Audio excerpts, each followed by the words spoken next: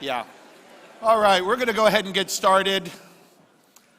I am here to introduce myself during this hour, so no, thankfully we don't have to take time for that. I am Jason Longstreth. If you are not familiar with me, I do work here at the college. A few years ago, we kind of changed the policy when somebody who works here is actually speaking during the lectureship, not to need an introduction or not to take up time to use an introduction. I'm probably partly responsible for that because about 16 years ago when I came back, the first lectureship that I was speaking at, we had someone from the department who was supposed to introduce me, and they never showed up. And so I don't want to mention names, but if you see the provost at some point during the week and you want to bring it up to him, still waiting. He's never introduced me yet to this day. But we are going to go ahead and get started. We're not going to need an introduction. I also want to mention I don't have a PowerPoint presentation to worry about. I know we've had some who've had PowerPoint, some who have not. I've been asked questions about that this week. I've told a few people already. There are two groups of people who don't need PowerPoint or don't use PowerPoint. There are great orators and there are great procrastinators. And I have not gotten around to figuring out which group I belong in yet, which category that I'm in. But I am thankful that we don't have to spend a lot of time on those things because I have the largest portion of the text of Hebrews that we are attempting to cover in any one lecture. I have 43 verses to cover, the entire 11th chapter and the first 3 verses of the 12th chapter, which means I get about 1 minute per verse, minus the 45 seconds that I just wasted in giving an introduction. But I am very excited to be able to spend a little time today talking to you about what is undoubtedly the most familiar chapter in all of Hebrews for most of us. And I also want to say regarding the book, I was talking to somebody earlier, they said, I'm not going to be here. I hate to mention why they're not here, because most of you probably do not realize that Kali is speaking across the way, or you all get up and walk out now to go hear him. But they said, it's okay, I'll read it later. And I thought, oh no. I've had people ask, isn't it nice when you're on the main lectureship and you already have your lecture prepared? Let's go back to the great procrastinator. What that means is I have prepared this twice, once like the day before the book was due, and again last night. So there are two different lectures that are there. They're related to each other. There's continuity but discontinuity, kind of like our body and the body that will be in the future. You know, they're connected, but they're not exactly the same thing. But I am excited to talk about this chapter, and in some ways I probably have the easiest job out of any of our lecture speakers this week because this chapter is so familiar to so many of us. However, I may also have the most difficult job of any of our lecture speakers this week because this chapter is so familiar to so many of us. And that's not just because we, like the Athenians, always like to hear or tell something new. And so I'm supposed to share with you something new from the most well-known chapter in all of Hebrews, the chapter on faith. But I think the bigger issue here is that our familiarity with the chapter may hinder us from seeing what's actually there. And I think that happens oftentimes when it comes to Scripture. There's an old expression, familiarity breeds contempt, and that may not specifically apply in this instance. I'd hope we never become contemptuous toward a passage of Scripture. But I do think our familiarity or our perceived familiarity with passages of Scripture can cause us to be a little lax in our approaches towards those texts. That maybe we become a little lethargic toward our study of these portions of Scripture because we believe we already know what it says. And that might be how we have become in terms of some of the more familiar aspects of the life of Jesus. His teachings, his parables, the Sermon on the Mount, or maybe some of the more frequently studied books in the Bible, like the book of Acts and the book of Genesis. And in some ways, we may become like some of our students here at the college who think they don't really need to study for their Bible classes because they know the Bible. They grew up going to church. Their dad is a preacher or an elder. And so they're going to spend their time studying the things that they don't know in their other classes. And when they get to the end of the semester, the lowest grade that they have is in their Bible classes, which can lead to an awkward conversation with mom and dad. But they didn't know the Bible quite as well as they thought they knew the Bible. Now, I mentioned that, but certainly when it comes to us, that's not what applies to us in this situation, is it? You know, we know Hebrews chapter 11. We know Hebrews 11 begins in verse 1 with what many refer to as the definition of faith. I've even heard people answer the question, what is faith, in a Bible class, with the response, now faith is the assurance of things hoped for, the conviction of things not seen. And they seem a little proud of themselves. They were able to pull that out. That's from Scripture itself. That's the answer that we're given from Scripture. That's a good answer. Well, I'd say, it's an answer. It is in there. But, following that statement concerning faith, which is really more of a description of what faith does instead of a definition of what faith is, the Hebrews writer proceeds to tell us about the numerous other things that have been accomplished by faith. And in fact, the remainder of the 11th chapter of Hebrews is devoted to what has become known as the roll call of faith, or the heroes of faith. And one by one, we're presented with some of the great individuals from the Old Testament, and we're reminded of the things that they accomplished. And in most instances, we can easily recognize the specific accounts or events that are being referenced. And our minds are drawn back to the Old Testament world, where we might even kind of take a stroll down memory lane. We're reminded of these people from the Old Testament and what they did, these heroes of faith that went before us. And we may not even need to read the chapter because we know these stories. We have a mural painted in our classroom wing that has the heroes of faith there. We have a bulletin board left over from our VBS that shows us these people and events, and we know what they did. But that's one of the problems that we face when we come to the 11th chapter of Hebrews. It has too often been used as nothing more than a springboard leading to a discussion of Old Testament individuals and events.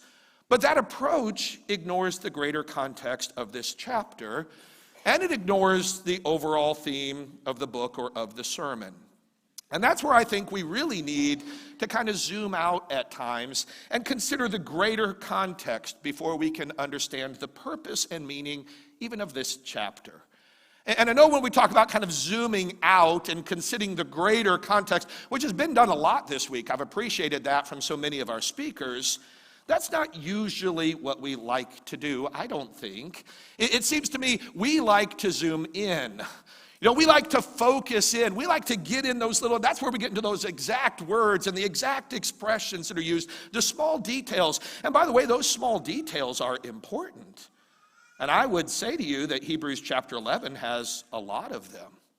A lot of what might be considered minor details that are fairly significant. What are some of those details? Well, embedded within that definition or description of faith, there's a relationship to things that are hoped for and the unseen that I think is crucial to our understanding of this chapter. In addition, the verbs that are translated as gained approval in verse 2, which also shows up in verse 4 as obtained the testimony, and again in verse 39 as gained approval, those are forms of a really cool verb that's in there. Many of you know that verb, martyreo. It involves the idea of witnessing or testifying, and it's from that word that we get the concept of being a martyr, that they were witnessing, that they were testifying. And so we have forms of this verb that are really referring to them receiving the action that they were witnessed to, or if you want to do some really questionable etymological work, you can make a really cool sermon about them being martyred by faith in this chapter. It may not be valid, but it'll preach. You can grab that word and you can use it in that way. There is an interesting alternative translation in verse 11 that puts a different focus on the Sarah conception narrative. We'll mention that a little bit later, along with the amazing imagery of Abraham offering up his only son, Jacob worshiping on the top of his staff, which has a fascinating choice of words there, as is the choice that many translations have made to say that Joseph made mention of the Exodus when he was dying in Hebrews chapter 11. So that's kind of an interesting choice of words because that's not the word that's used in the text, but okay.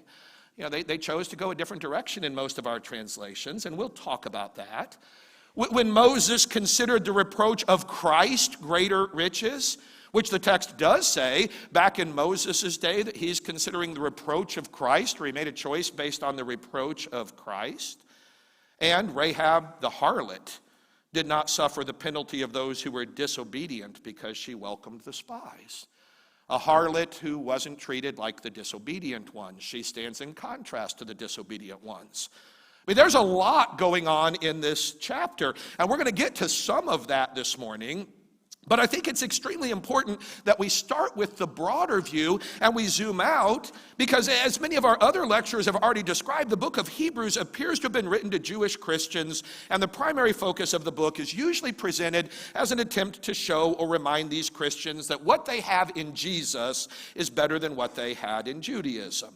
We've already examined the better priesthood, the better covenant, the better promises. This morning we had kind of a review of that, going back through those things. And so it's essential that we consider this chapter on faith in light of what the book of Hebrews has already said. And what it said concerning the type of life that these Christians must live if they want to enter into their rest. We have to consider what the book of Hebrews goes on to say, to describe the remainder of this sermon. But before we get to the heart of this chapter, I do want to talk a little bit more about some other preliminary points. Concerning faith and what faith is or what faith does. And if we think we already know what the heroes of faith are all about, I'd suggest that we really think that we know what faith itself is all about. But how is faith being used in the context of Hebrews? And how is faith being used in the context of Hebrews chapter 11? When the writer focuses on what he talked about concerning the various actions that were taken by faith. Yeah, we know that Hebrews 11 begins by telling us faith is the assurance of things hoped for, the conviction of things not seen, or at least it tells us something like that. Actually, Will Dilbeck is going to discuss this topic this afternoon, so I'll let him kind of fill in the blank there. Faith is the what of things hoped for. Being a good chair, you delegate things to other things. So Will Dilbeck will take care of all those questions and all those problems related to what faith is, but there's some kind of connection here to hope and to the unseen. But as the 11th chapter proceeds, it tells us what faith does, how it's manifested in the lives of those who live before us, and by extension, how it's necessary in our lives if we're going to seek to please God. And I want to come back and talk about that idea of faith throughout this lecture. But I also want to talk about a couple of other themes that run throughout this chapter in Hebrews. Now, in my mandatory reference to David McClister's commentary on Hebrews, David identified two additional threads that are found in this chapter. The first of these is the idea of holding to a sure conviction concerning the things God had said. The people of faith not only believe in God, they believe in His word. They believe in His promises. And so if God has said something will happen, the people of faith accept it as a certainty. God said it, it will happen. This concept is clearly demonstrated in the lives of Noah, the patriarchs, Moses, Joshua, and even Rahab. God said something's going to happen, it's going to happen, and their complete acceptance of God's promises led them to act, often putting themselves at risk. This dedication towards acting on God's word also caused them to have a forward-looking faith. Now, what they knew from the past helps them with the present. It helps them look towards the future. And that comes up repeatedly throughout this chapter as well. And so there's this one theme of their confidence in what God has said, their commitment to that. The second of the additional threads that runs through Hebrews and runs through this chapter is the idea of escape from death. To escape death, and both threads are connected to the endurance, or our ability to keep on keeping on, that we'll also talk about more in a few minutes. But these connections of holding to a sure conviction concerning these things that God has said and escape from death are seen in what is commonly called that definition or description of faith in Hebrews 11. The assurance of things hoped for, the conviction of things not seen. And while it's widely accepted that this is not meant to be a comprehensive or exhaustive definition of faith, it highlights certain characteristics of faith that are important for them to have this kind of endurance. God's people of faith possessed an assurance concerning those things that they hoped for. They felt a conviction regarding those things that they had not seen. It served as their motivation to take action and to press on towards better things. That's an integral part of the overarching theme of Hebrews 11. But of course, we know faith also implied much more than just this assurance of things hoped for and the conviction of things not seen. It meant more than what is just sometimes called belief.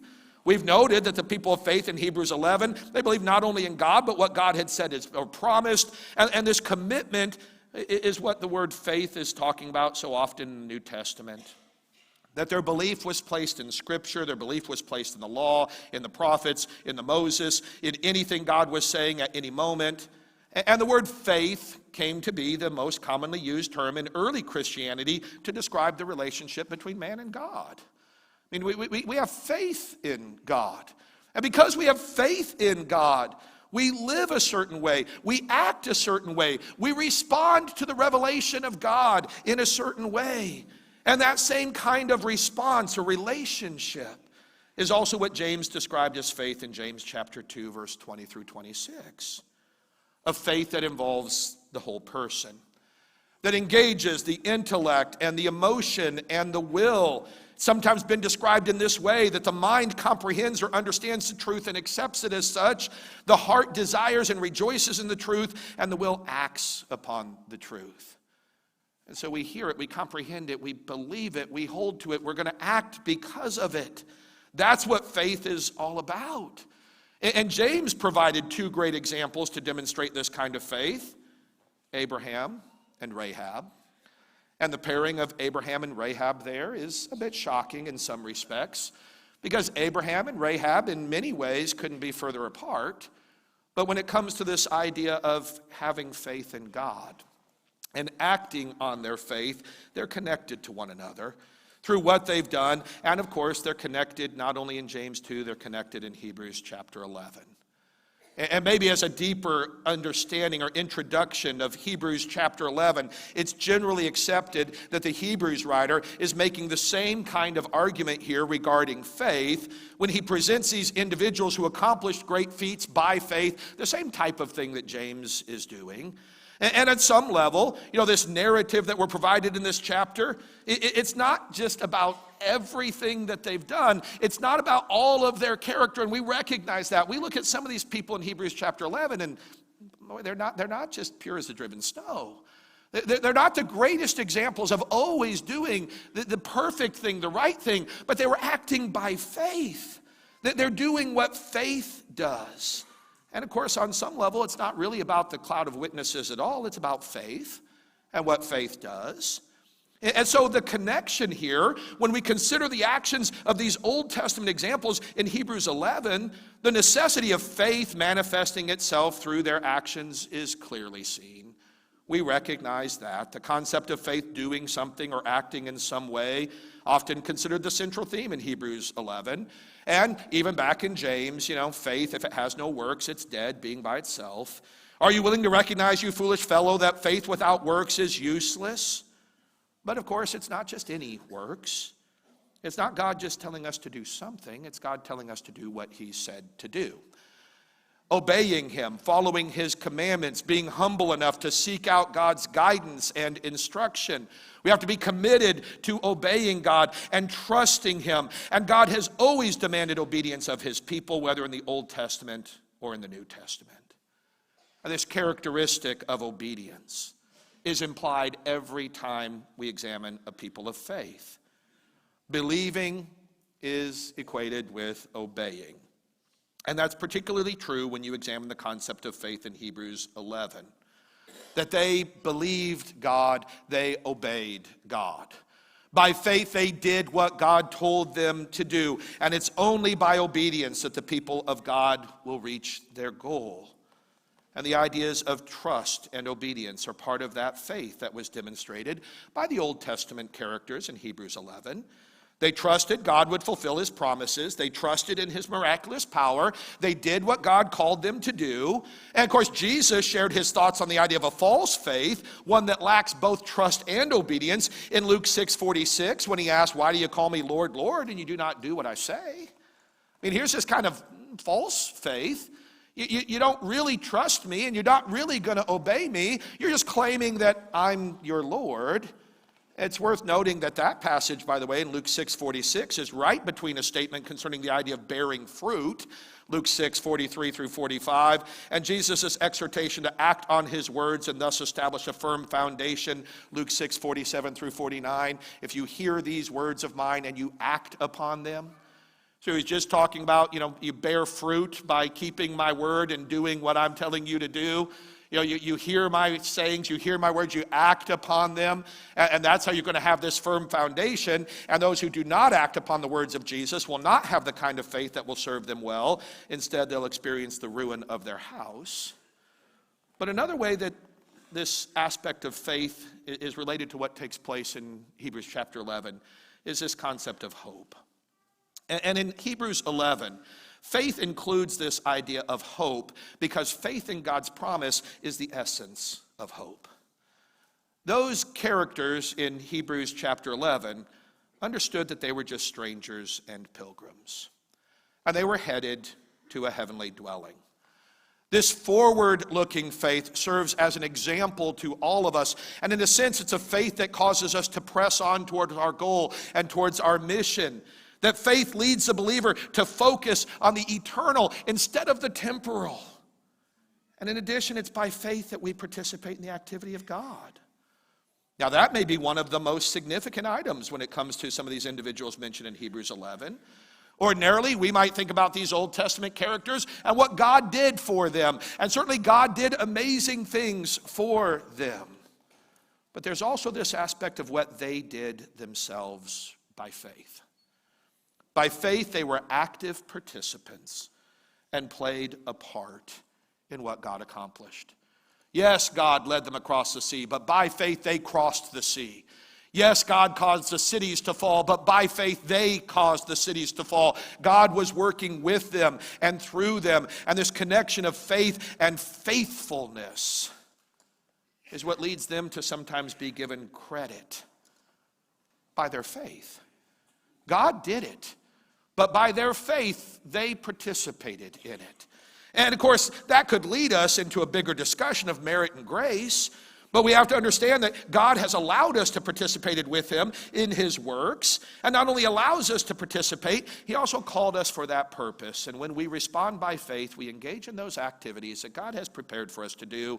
And by faith, they were approved, they were witnessed to.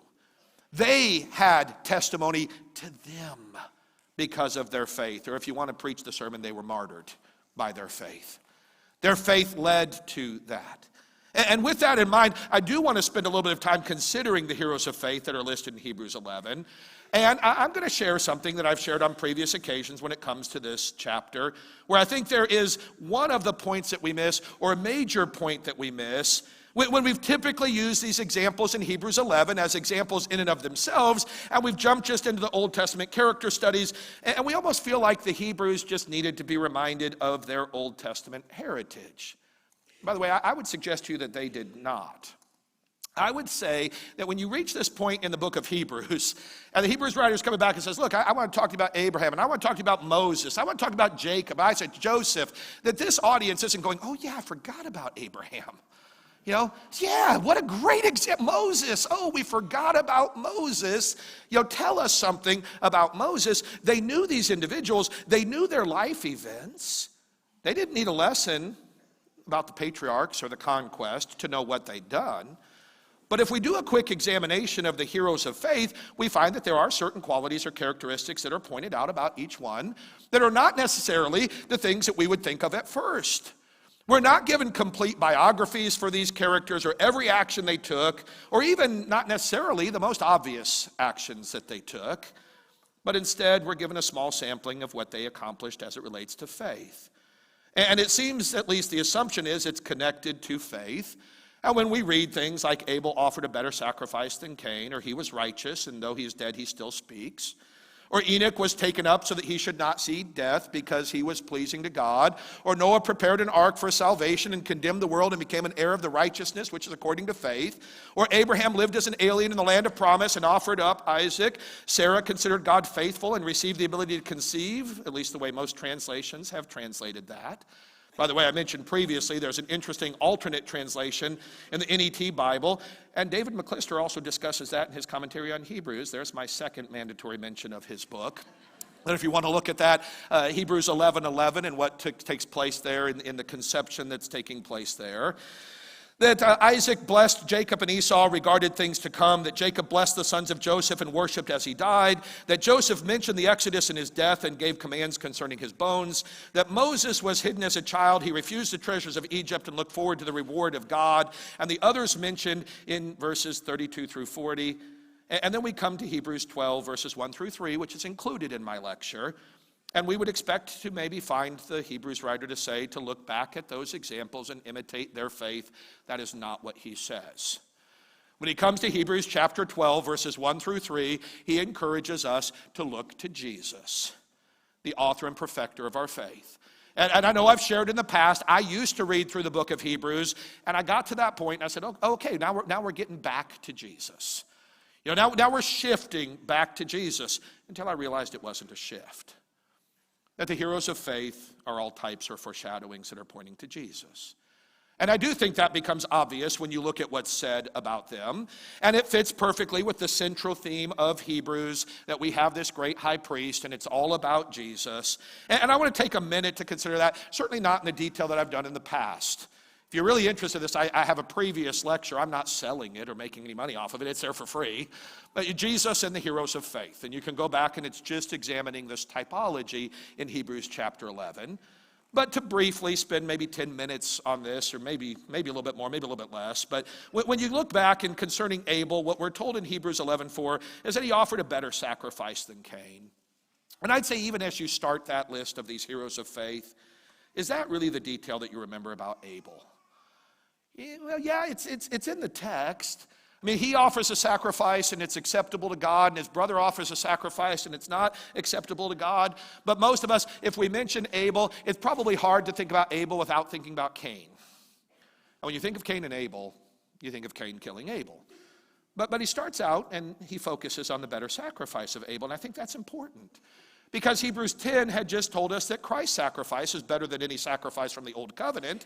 And after this discussion in Hebrews 11 and Hebrews 12:24, there's a comparison between the blood of Christ and that of Abel, telling us that Jesus' blood is better. And if the Hebrews writer just got done discussing the sacrifice of Christ in chapter 10 and returns to a comparison between the blood of Abel and the blood of Christ in chapter 12, it seems likely to me that the reference to the sacrifice of Abel in chapter 11 is meant to make us think of Christ. That when he mentions that concerning Abel, the reason he brings that out is this better sacrifice. Well, we've been talking about Jesus giving us a better sacrifice throughout the book up to this point. And so that better sacrifice makes us think of Jesus, even though it is there from the Abel story. Furthermore, when the writer refers to Abel as righteous, our minds would probably go to Jesus as the righteous one, as we're told numerous times in the book of Acts. I'm not sure most of us would think of Abel as the righteous one. His sacrifice was accepted, but would we call him righteous? And then the third thing, the final thing that's said concerning Abel, that though he is dead, he still speaks. I'm not sure any of us would have thought about that as the first thing we'd say about Abel. Tell me about Abel. Well, let me tell you what's... Now, to be fair, it's not the first thing he says either. I'm not sure it'd be in the top three. I'm not sure we would have thought of it, that though he is dead, he still speaks. Now, I know it's true, the blood of your brother cries out to me from the ground. There is that reference back there. But to the Hebrews reader, it's something that stands out. Because the Hebrew writer began with the fact that Jesus is the one through whom God speaks in Hebrews 1 and 2.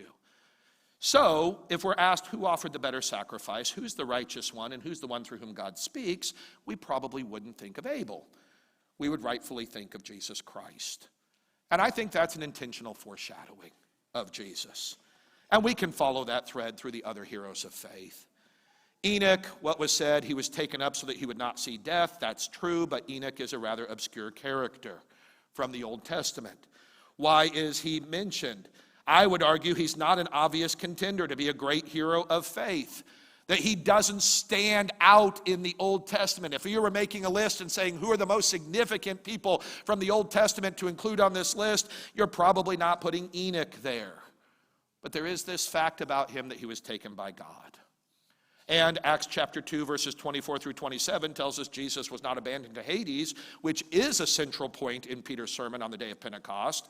And Acts 1, verses 9 through 11 presents Jesus as the one who is taken up by God, which is a central concept in Christian belief. Jesus, our high priest, has been taken up and is the presence of God. And so although I don't think the Old Testament major point is Enoch was taken up, but for Christians, Jesus being taken up is pretty significant. And why was Enoch taken up? Well, we're told in Hebrews because he pleased God. He pleased God. Okay, I'll give some leeway here. Old Testament says he walked with God. Good lesson on faith. Good lesson on pleasing God, walking with God, pleasing him. Not the exact same terminology, close enough. But in Matthew 3, we're told on the occasion of Christ's baptism that Jesus is the one with whom God was well pleased. And we're told the same thing at the transfiguration of Jesus in Matthew 17. Who's the one that was pleasing to God? Without faith, it's impossible to please God. But who ascended to heaven to be with God and who was pleasing to God? Well, okay, Enoch, yes, but Jesus more so. A greater fulfillment of that. Noah prepared a way of salvation. The terminology or illustration is hard to miss. Noah prepared a way of salvation. 1 Peter 3, 20 through 22 uses that same terminology and connects it with Jesus. The Hebrews writer tells us Noah condemned the world and became an heir of the righteousness which is according to faith. Condemning the world, becoming an heir of the righteousness by faith. This idea of righteousness by faith is a central theme in Romans. And in fact, in Romans 8, 3 and 4, Paul tells us that Jesus condemned sin in the flesh. And then in Romans 10, verses 6 through 10, he brought about a righteousness on the basis of faith. Who condemned sin in his flesh and brought about righteousness by faith? We could bring Philippians 3 into that as well, and providing a way of salvation. Again, Noah did that, but he was pointing us to someone else. Abraham. There's so much the writer of Hebrews could say about Abraham. But where does he place his emphasis? He lived as an alien in a land of promise. He left his home. He dwelt as a stranger. That's what he chooses to point out. And that's what's oftentimes pointed out. And it's a great example. I mean, it's a great lesson on faith, being willing to leave everything behind and go where God sends you, not knowing where you're going, not having anything. But Matthew 8:20 tells us Jesus is the one who didn't have anywhere to lay his head. He left his home in heaven and he came here and he was homeless. We're told in Philippians he emptied himself. We're told in the text of Hebrews, Abraham offered up Isaac. And the messianic imagery in this portion of Hebrews 11 is almost overwhelming. Again, for the purposes that I have, the time I have today, I mean, I wish we could just spend time on that. This is probably an area where more people have seen that imagery. When you go back and you look that Abraham offered up his only son, which, by the way, he had more than one son, but in this text, his only son is the son of promise. And the fact that he received him back from the dead, and that this took place on Mount Moriah, and the son had to carry the wood to the place of sacrifice, and the Lord would provide the lamb, and it was a 3-day journey, and even the idea of the ram being caught by the thorns, like the thorns that were placed on Jesus' head at the time of his crucifixion, every element of this account screams Jesus. Abraham offering up his only begotten son to receive him back from the dead 3 days later. I mean, that's meant to point us to Jesus. The same is true when we come to what the Hebrews writer said regarding Sarah, her conception, her faith. I know we have her laughing in the Old Testament, but she did believe God. I mean, she's an example there. We have Mary believing God in her conception, in her miraculous conception that brought Jesus into the world. That comparison that's made there. And the next few individuals in Hebrews chapter 11, when we talk about some of them, what's significant, Isaac blessed Israel. He spoke of things to come. He foretold future events. In the blessing of Jacob in Genesis 27:29, he talked about the peoples and nations serving and bowing down to him. I would suggest to you that's not really about Isaac. It's about Jesus. Jesus is the one who blessed both Jacob and Esau. He combined mankind into one. He foretold the future. Concerning Jacob, we're told that he worshiped on the top of his staff as he died. And I mentioned before, there's some fascinating or interesting terminology used there. He was worshiping God from the top of his piece of wood as he died, which I've pointed out before, that's difficult to find in the Old Testament. But you know who we do find worshiping God from the top of a piece of wood as he was dying and prayed, Father, into thy hands I commit my spirit. Well, that's Jesus. Concerning Joseph, out of all the things that could be mentioned concerning Joseph and his life, What is specifically mentioned? The Hebrews writer focuses on the fact that Joseph mentioned the Exodus in his death. Now, I said that there's also an interesting, fascinating choice of words there, because most of our translations will say Joseph mentioned the Exodus. Hopefully they give you a footnote. And they say literally it says he remembered the Exodus. And the translators have changed that. Now, why did the translators change that? Because they have a brain. And they said he couldn't have remembered the Exodus. The Exodus didn't happen yet. Well, I'm not sure that's a great reason to change the word. He remembered the Exodus.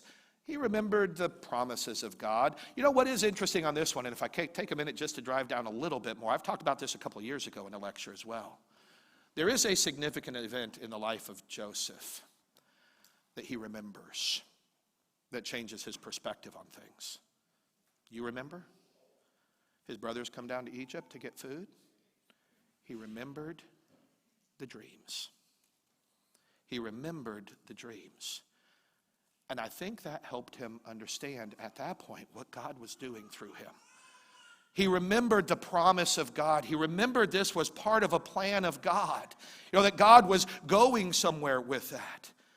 But I know it wasn't happened yet. And I know there's a lot more going on here.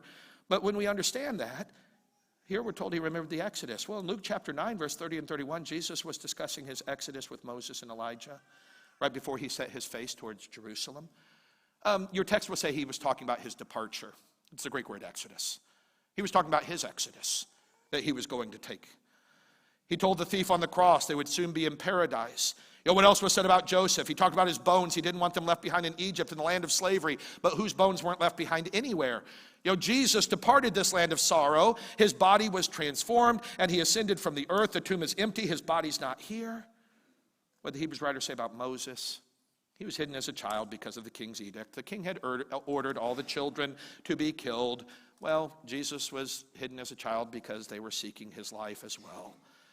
Moses refused the treasures of Egypt, looked forward to the reward of God. When Jesus was tempted in Matthew chapter 4, he refused the glory of the kingdoms of this world, and he was the true fulfillment of these things. The reproaches of Christ were greater riches than those of Egypt. And so as we go on in that Hebrews chapter 11, the approach of the narrative changes in a fairly significant way after this, by the way. You know, some of the specific things, I mean, we could go on and talk about a few others more specifically, but then when you get down to verse 32, and what more shall I say, for time will fail me, if I tell of Gideon, Barak, Samson, Jephthah, of David and Samuel and the prophets, who by faith conquered kingdoms, performed acts of righteousness, obtained promises, shut the mouths of lions, quenched the power of fire, escaped the edge of the sword, from weakness were made strong, became mighty in war, put foreign armies to flight. Women received back their dead by resurrection, and others were tortured, not accepting their release, so that they may obtain a better resurrection. And others experienced mockings and scourgings, yes, also chains and imprisonments. They were stoned, they were sawn in two, they were tempted, they were put to death with the sword. They went about in sheepskins and goatskins, being destitute, afflicted, ill-treated, men of whom the world was not worthy, wandering in deserts and mountains and caves and holes in the ground. How's that narrative change? Well, we lose some of the detail, and we go into a list. And of course, in his sermon, he's running out of time like I am. You know, it was mentioned, Ken mentioned it takes 45 minutes to read this through, and he probably looked up and said, oh, I got 8 minutes left. You know, I got to get moving through this. But there's something else that's happening in the text. I think it's significant that at this point we're kind of transitioning into the promised land in Hebrews chapter 11. They've made it into the promised land. He kind of switches. These other people were living before they ever came to the promised land. And then we get kind of a transition, but they're still looking forward to more things in the future. And they're still pointing towards Jesus.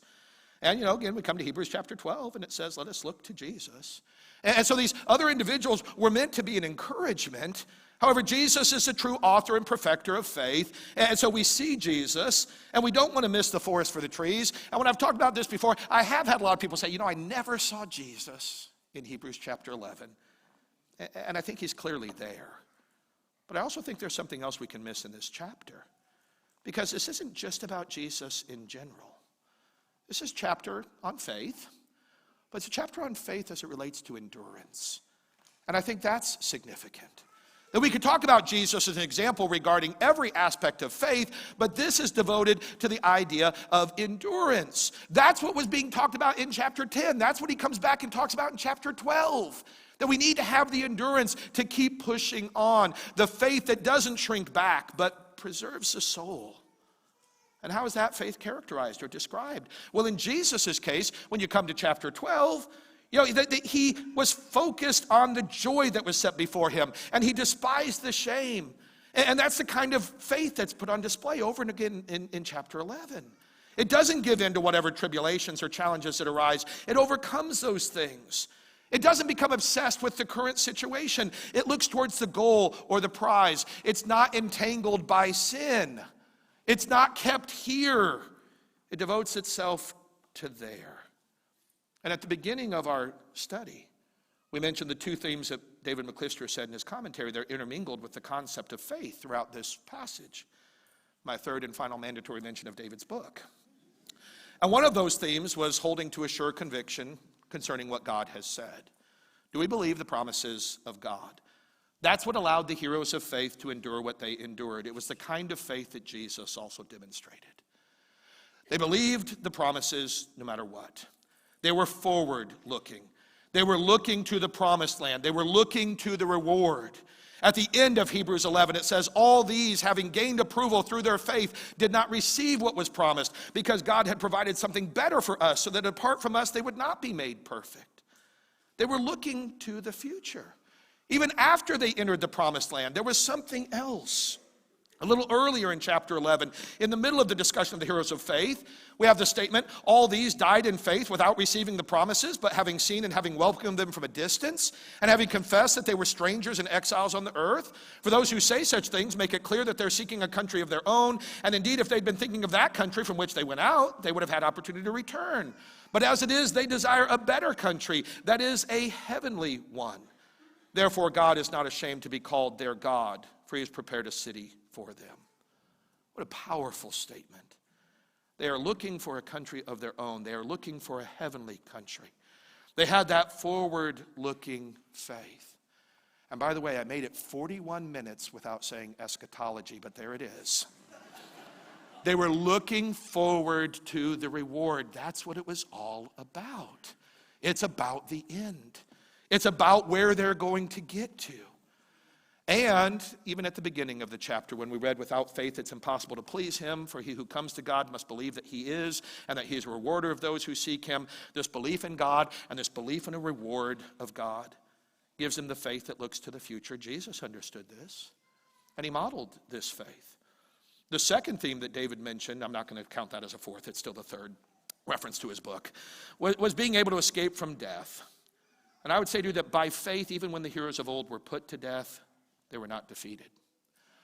By faith, they were martyred, and they received their witness. And they understood there was something greater on the other side of death.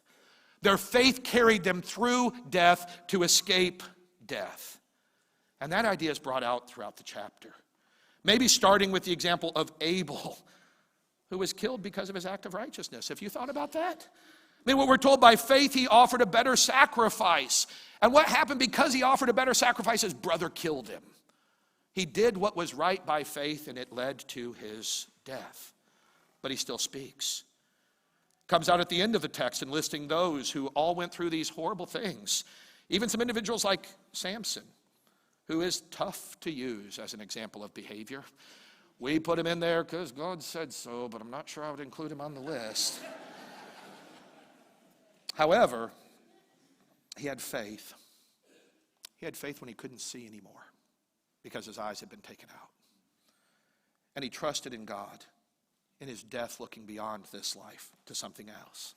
Those who were sawn in two, those who were stoned, those who were put to death with the sword, the way they faced death demonstrated their faith. And Jesus demonstrated his faith. The cross did not stop him. By faith, he went to the cross. So what do we see in those heroes of faith if we look at them through that lens? Hope and the unseen. Abel did what was right no matter the consequences. By faith he was martyred. Enoch did not see death. He was taken to the realm of the unseen. Noah was warned about things not seen and became an heir of the righteousness by faith.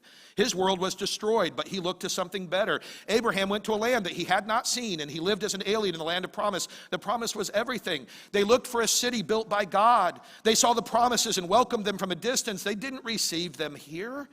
Abraham would offer up his only son, believing in an unseen resurrection. By faith, Isaac blessed regarding things to come, as did Jacob, as did Joseph. Moses chose reproach instead of treasure because he was looking to the reward. He didn't fear the wrath of the king, but endured seeing him who is unseen. They crossed the sea, they circled the city, they conquered kingdoms, but they wanted something better. So they were mocked and they were scourged and they were put to death. They were martyred through their faith. They didn't receive what was promised because we're all going to get it together one day. We'll all enter into that reward at the same time. They weren't made perfect without us. And faith is what gives us the endurance. It keeps us from growing weary and losing heart. We so desperately need that today. It keeps us from becoming discouraged. And I tell you, life can be discouraging. Watching brethren fall away, watching them attack one another, seeing the sin that so easily entangles us, becoming discouraged by daily events. I spent 7 years in the Dean of Students' office. We had mentioned earlier Diet Dr. Pepper. Somebody loved Diet Dr. Pepper. Diet Coke is my drink that I usually drink.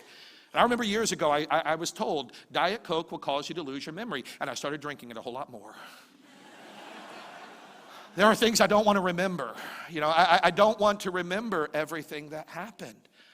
I am just about done with anti-social media. I'm not sure there's much good in it. And by the way, let me say in that, I know, it helps us keep connected with one another. It helps us stay in contact. And I love that. That's what I use it for. I just wish there was another way for us to feel close to one another. If only God had given us some other means, like assembling together and spending time together in person and sharing our meals with one another, that'd be great. Wouldn't that be wonderful? We could come together with other Christians face to face and be with each other. We can get tired of the struggles and the challenges. We can get tired of the things that just don't seem right. We don't see it now, but we see it there. The promise awaits. And so what happens here doesn't matter. Faith in Jesus, who was despised and afflicted, who was rejected and tortured, who was killed for his righteousness, but considered that joy, because it was the way in which he would find himself at the right hand of the Father. And that's the faith that we need.